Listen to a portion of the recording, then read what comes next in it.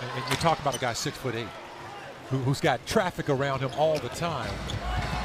Bojan Bogdanovic misses the transition three. Still wasn't enough as they end up losing to the Grizzlies on a Jaren Jackson Jr. three-pointer. That was a late closeout by Robinson Earl. Wingspan. This guy's got a 7'9" wingspan. Just incredible domination is Gobert. Tapped it to the side of the backboard. All players on the floor for the Thunder are three-point shooters. That's one way to flush him out.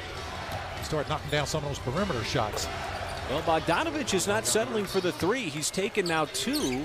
Here is Bogdanovic trying to back down Bazley. Bazley stands up tall, forces up the air and shot. And here comes OKC. Boy, somehow slipped that pass to Donovan Mitchell. Was looking to pass it, does so right back to the perimeter as Bogdanovic been a little off from three so far, 0 for 3. Kenrich quickly up the floor. I was watching Quinn Snyder. I think he believes that Bogey should have shot that first one that he had. He took that dribble, probably didn't need it, got out of rhythm on that shot. That his opponents never stood a chance. Well, we're talking about a guy that played in the 60s. But with whose offensive skill? He was just, to me, he was just an anomaly. Pro Volleyball Hall of Famer as well, along with being a 75 top all-time. A 9'6" standing reach. Oh, nice anticipation. Dort stepped right into the passing lane and then saved it from going out of bounds. Odd-man rush. And really preventing Utah from getting their offense moving as well. Well, it's really interesting, and there is a paint shot from JRE that was set up perfectly by Giddey. Get into the statistical part of the game, the analytics, and I think it's extremely useful. Because certainly you can learn the tendencies of players with Atlanta.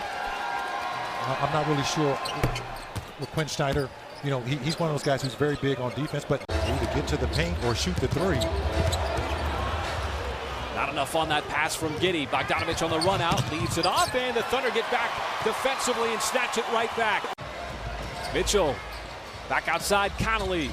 They run him off the three-point line, and the rotation down to Bogdanovic, who is still misfiring from downtown. Basketball IQ, and that's got to be one of the reasons why he's been able to find some success here in the first 17 games of the season. And, you know, the coaching, the player development, working with young, talented players like that. I mean, they're just starting to get there, and you just want to take them to the next level at this game. It's a tough shot by Bays. Well, he got to the rim a ton on the road trip, and just had some empty trips as Bogdanovic shot one as Dort and Gobert on his backside. He does here with the big fella on him. They'll step back behind the three-point line. That's Dort's second air ball of the half. Then the whistle comes. But that's what I don't like is when incidental contact becomes a foul. Ourselves too here in the early part of the season. Is that why I need to calm down? Because we're getting a little bit more free throws tonight. A 5-0 run. No momentum, no prolonged momentum for Utah. You just have to go on his body to break that down from Mr. Gobert.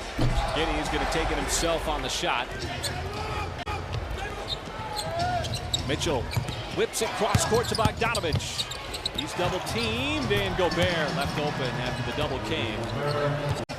Just some timely production, more useful minutes for Robinson Earl, who takes a seat here in the third, and Bogdanovic responds with a Utah three. We'll reset here for Giddey. Telegraph the pass. Ingles up ahead to Bogdanovic. Can Wiggins catch him? And Bogdanovic will lay it up and in.